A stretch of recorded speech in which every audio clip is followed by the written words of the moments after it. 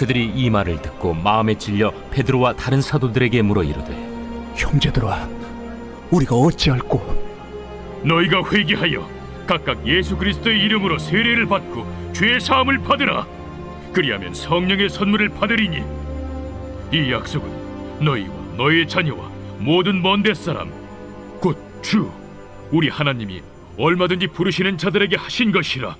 또 여러 말로 확증하며 권하여 너희가 이 패역한 세대에서 구원을 받으라. 그 말을 받은 사람들은 세례를 받음에 이날에 신도의 수가 3,000이나 더하더라.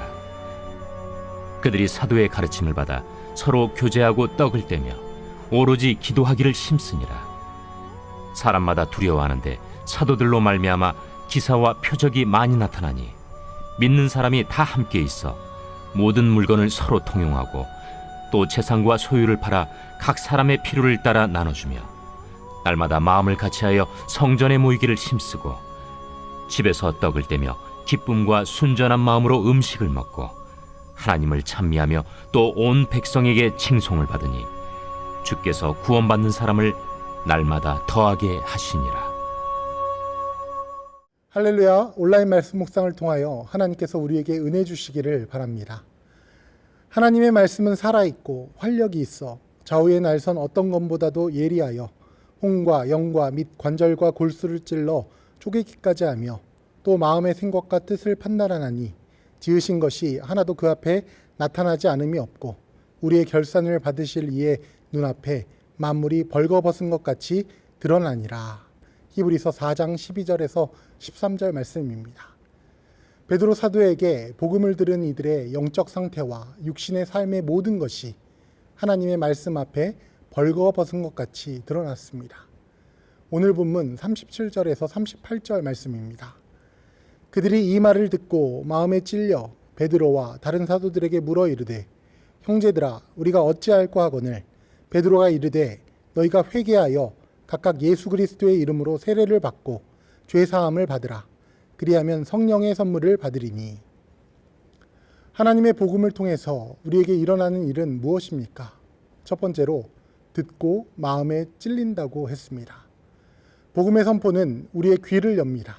우리의 마음을 엽니다.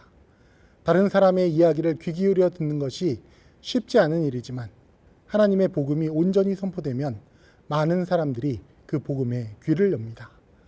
고린도후서 4장 2절에서 3절 말씀은 이렇게 이야기합니다. 이에 숨은 부끄러움의 일을 버리고 속임으로 행하지 아니하며 하나님의 말씀을 혼잡하게 하지 아니하고 오직 진리를 나타내므로 하나님 앞에서 각 사람의 양심에 대하여 스스로 추천하노라. 만일 우리의 복음이 가리었으면 망하는 자들에게 가리어진 것이라. 복음은 이렇게 우리의 양심을 찔러 회개하게 하고 구원을 선포합니다. 우리 일상에 만연했던 범죄들, 하나님을 사랑하지 않았던 영적 피폐로부터 벗어나게 하는 하나님의 능력이 됩니다. 두 번째로 우리가 어찌할꼬 라고 묻습니다. 사도들에게 이제 믿는 우리가 어떻게 해야 할까라고 묻는 것입니다. 먼저 이들은 각각 예수 그리스도의 이름으로 세례를 받습니다. 갈라디아서 3장 27절 말씀은 이렇게 이야기합니다. 누구든지 그리스도와 합하기 위하여 세례를 받은 자는 그리스도로 옷 입었느니라. 복음을 들은 자는 예수 그리스도의 몸의 지체가 됩니다. 예수 그리스도를 머리로 하는 교회 공동체의 일원이 되는 것입니다. 하나님께서 이 땅 가운데 행하실 놀라운 일에 참여할 자격을 얻게 되는 것이죠. 또한 그리스도로 옷을 입었다고 합니다. 한 기사에서 본 글입니다. 심리학 연구들을 보면 복장의 권위가 얼마나 대단한지를 잘 보여줍니다. 허름한 복장을 한 사람과 깔끔한 정장을 입은 사람이 똑같이 무단횡단을 하니 허름한 복장을 한 사람이 길을 건널 때는 아무도 따라 건너지 않았지만 정장 차림을 한 사람이 길을 건널 때는 여러 사람이 따라서 길을 건넜다고 합니다. 또 이들이 똑같이 길거리에서 지갑을 잃어버렸다고 하며 돈을 빌려달라고 할 경우 정장을 입은 사람이 빌려달라고 할 때 훨씬 많은 사람들이 믿고 돈을 빌려주는 것을 볼 수 있습니다. 가운을 입은 분들에게 선생님이라고 부르거나 경찰 복장을 입은 한 사람들이 신분증을 요구하면 의심치 않고 내놓는 것이 이와 같은 효과입니다. 예수로 옷 입는다는 것은 무엇입니까? 우리가 복음을 바로 듣고 세례를 받고 예수 그리스도로 옷 입으면 세상에 나아가 온전히 복음을 따라 행하며 성령 충만하여 하나님이 주신 은사와 능력을 사용하고 성령의 열매를 거둘 수 있게 될 것입니다. 이 모든 것은 하나님께서 예수 그리스도로 옷 입히시고 성령의 은사를 행할 능력을 주시기 때문입니다. 그렇다면 복음이 우리에게 바르게 선포되어질 때 나타나는 열매는 무엇입니까? 오늘 본문 39절에서 41절 말씀입니다. 이 약속은 너희와 너희 자녀와 모든 먼 데 사람 곧 주 우리 하나님이 얼마든지 부르시는 자들에게 하신 것이라 하고 또 여러 말로 확증하여 권하여 이르되 너희가 이 패역한 세대에서 구원을 받으라 하니 그 말을 받은 사람들은 세례를 받음에 이날의 신도의 수가 3천이나 더하더라. 먼저 하나님 나라가 온 세상 가운데 선포됩니다. 믿는 자들, 부르심을 받은 자들을 통하여 하나님의 약속이, 하나님의 구원 계획이 온 세상 가운데 선포되어집니다. 영혼 구원뿐만 아니라 패역한 세대, 곧 하나님께 불순종하는 모든 사람과 모든 세상 가운데 복음이 흘러나가게 되는 것입니다. 그것을 통해서 정치, 경제, 사회, 문화, 환경, 곧 하나님의 피조 세계의 모든 영역 가운데 하나님의 구원이 선포됩니다. 오늘 본문 42절에서 43절 말씀입니다. 그들이 사도의 가르침을 받아 서로 교제하고 떡을 떼며 오로지 기도하기를 힘쓰니라. 사람마다 두려워하는데 사도들로 말미암아 기사와 표적이 많이 나타나니. 두 번째로 복음을 들은 이들은 사도들의 가르침을 받습니다. 이것은 사람의 말을 듣는다는 것이 아니라 하나님의 말씀에 대한 순종을 뜻하는 것입니다. 하나님의 뜻을 분별하는 능력을 얻습니다. 또한 오로지 기도하기를 힘써 하나님을 사랑하고 신뢰하는 일에 힘쓰는 것입니다. 하나님을 사랑하고 하나님을 신뢰하며 하나님의 뜻을 분별하여 순종하는 곳에는 하나님이 기뻐하시는 열매가 넘쳐날 것입니다. 오늘 본문 44절에서 46절 말씀입니다.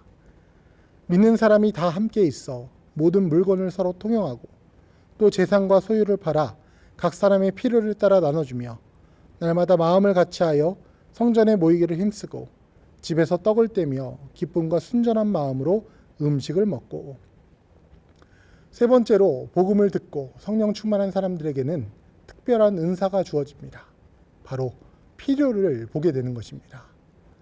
복음을 듣기 전에는 보이지 않았던 결핍들, 아픔들, 피폐한 것들이 보여지게 되고 하나님이 우리에게 풍성하게 채워주신 것들로 그 결핍을 채우고 아픔을 회복하고 피폐한 것들을 다시 하나님 보시기에 아름다운 모습으로 회복하는 일에 힘쓰게 되는 것입니다.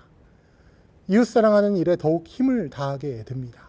그 결과 하나님의 교회는 더욱더 모이기에 힘쓰고 항상 기쁨과 순전한 마음으로 감사가 넘치는 공동체가 되어집니다. 오늘 본문 47절 말씀입니다.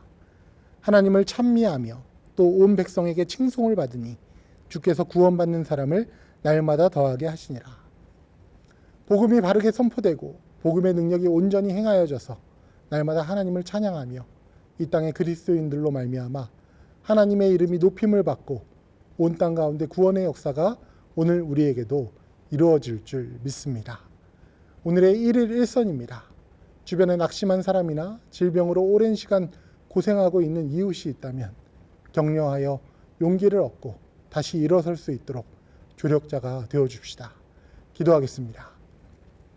사랑과 은혜가 크신 하나님 아버지, 복음을 듣고 그리스도로 옷 입고 살게 하시니 감사합니다. 복음을 듣고 성령 충만하여 하나님 나라를 온전히 선포하는 주의 자녀 되게 하여 주시옵소서.